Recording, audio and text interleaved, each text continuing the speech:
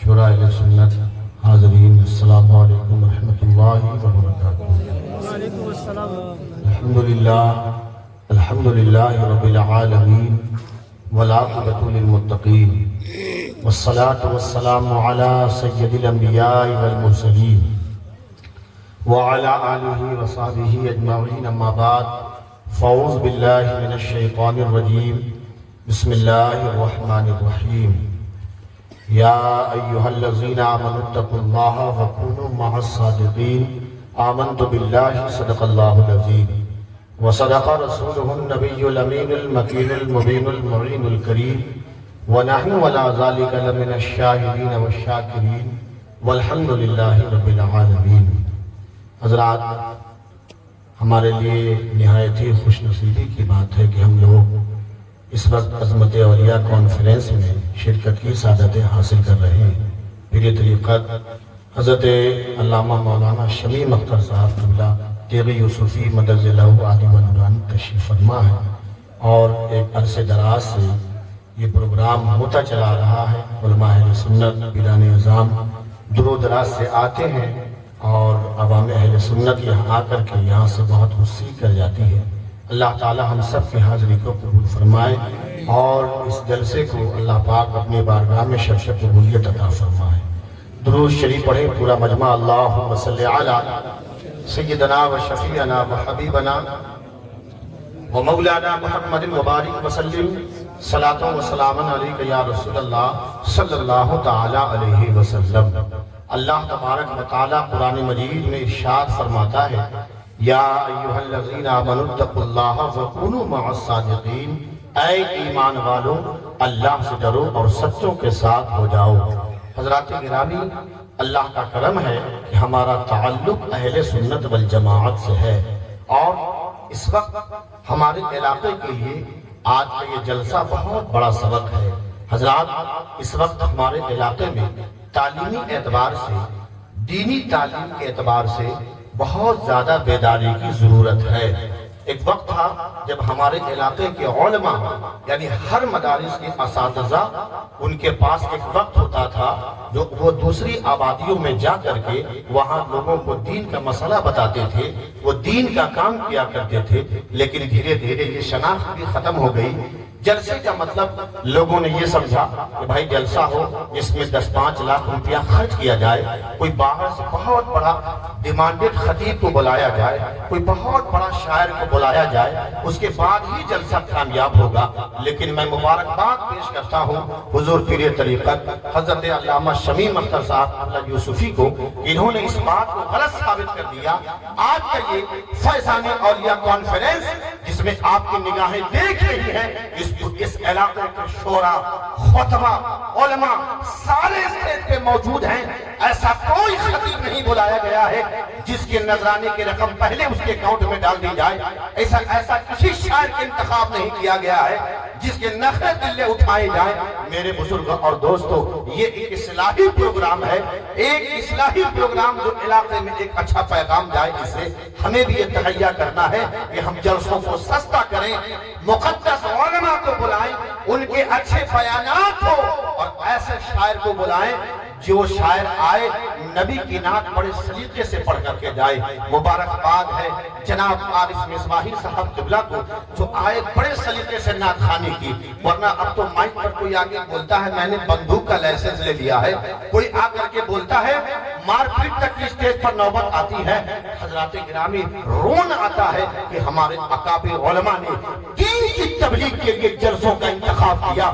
حضرت سرکار سلطانی رحمت اللہ علیہ کی ذات بابرکات، اللہ اکبر، آپ میٹھی زبان استعمال کرتے، علاقے میں گھوما کرتے اور گھوم کر کے دین کا کام کیا کرتے۔ حضرت بیٹھے ہیں سرکار سلطانی کے خلفاء حضور پیر طریقت حضرت طارق الدین رحمت اللہ علیہ جب یہاں تشریف لائے تھے، اسی وقت میں آیا تھا اور اس کے بعد آج میری حاضری ہوئی ہے۔ حضرات گرامی، سرکار سلطانی جایا کرتے تھے تو آپ نے اکثر سنا ہوگا کہ آپ جب کسی کے یہاں تشریف لے جاتے تو کہتے کہ بہوا ہو ساتھ مکئی کی روٹی بنا کے رکھا۔ حضرت بیٹھے ہیں تو ایسا نہیں تھا کہ اس زمانے میں دیسی مرغے کا انتظام نہیں تھا، ایسا نہیں تھا کہ اس زمانے میں خصی کے گوشت کا انتظام نہیں تھا. یہ بات بہت 200 سال پرانی نہیں ہے, قریب ہی کی بات ہے. لیکن سرکار ایسا کیوں کیا کرتے تھے؟ وہ جانتے تھے کہ میں جس آبادی میں جا رہا ہوں وہاں کے غریب لوگ میرے لیے دیسی مرغے کا انتظام نہیں کر پائیں گے, خصی کے گوشت کا انتظام نہیں کر پائیں گے. اس لیے آپ خوشی کا اظہار فرماتے تھے حضرت سرکار سرخاہی, اور فرماتے کہ بوا ہو مکئی کی روٹی ساگ بنا کر کے رکھ لیا. آپ تشریف لے جاتے, خود بھی کھاتے, مریدوں میں بھی تقسیم کرتے, اور پھر دعا فرماتے, اور وہیں جمع ہو کر کے کئی دنوں تک آپ قیام پذیر رہتے, لوگوں کو دین کا مسئلہ بتاتے, لوگوں تک دین کا پیغام پہنچاتے, سنجیدگی سے گفتگو ہوتی. اس کا اثر یہ ہوتا تھا کہ وہ تاڑی پینے والے لوگ آپ کے ہاتھوں میں ہاتھ دے کر تاڑی سے توبہ کر دیا کرتے تھے. شراب پینے والے لوگ آپ کے ہاتھوں میں ہاتھ دے کر کے وہ شراب سے توبہ کر دیا کرتے تھے. حضرات ہمارے علاقے میں جلسے بہت ہوتے ہیں, لیکن پیغامی جلسہ ہونا بند ہو گیا, تحریکی جلسہ ہونا بند ہو گیا, تنظیمی جلسہ ہونا بند ہو گیا.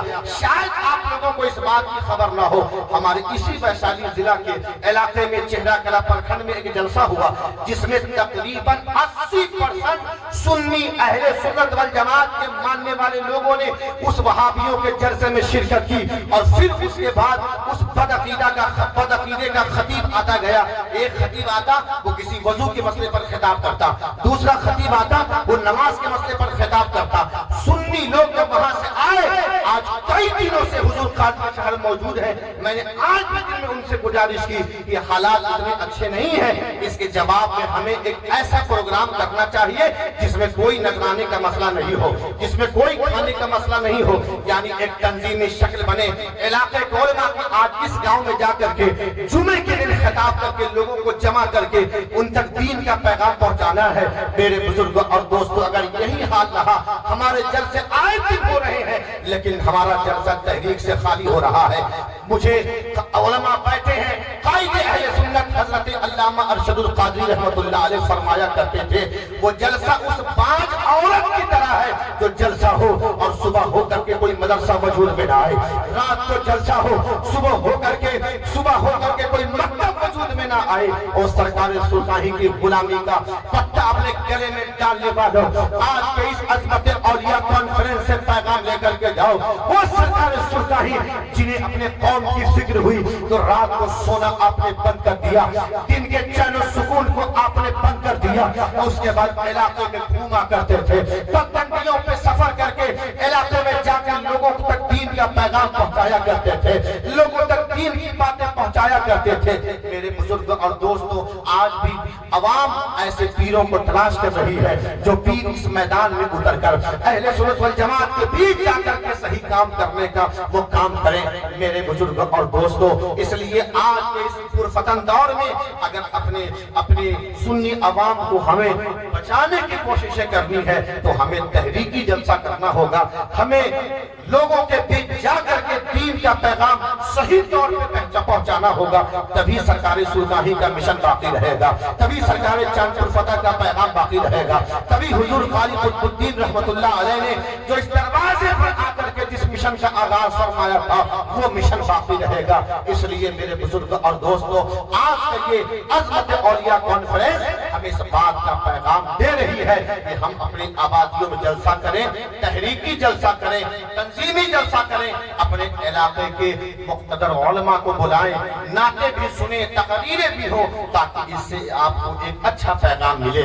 حضور پیر طریقت کو مبارکبادی کہ آپ نے اور جلسوں سے ہٹ کر کے ایک ایسا پروگرام کا انعقاد کیا جس میں علاقے کے علماء ائمہ کو آپ نے جمع کر کے ایک اچھا پیغام دیا ہے. اللہ تبارک و تعالی ہمیں بھی اپنی ذمہ داریوں کو سنبھالتے ہوئے اپنے علاقے میں دین و سنیت کا درد رکھتے ہوئے کام کرنے کی توفیق و رفیق عطا فرمائے. اور وہ مشن جو حضور سرکار سلطانی نے چلایا, آپ کے بعد سرکار چاند پور فتح نے اس مشن کو چلایا, ان کے بعد ان کے خلفاء نے اسی مشن پر حضرت حضور شمیم ملت اور دیگر تمام کو چلتے ہوئے دین و سنیت کا کام کرنے کی توفیق و رفیق عطا فرمائے.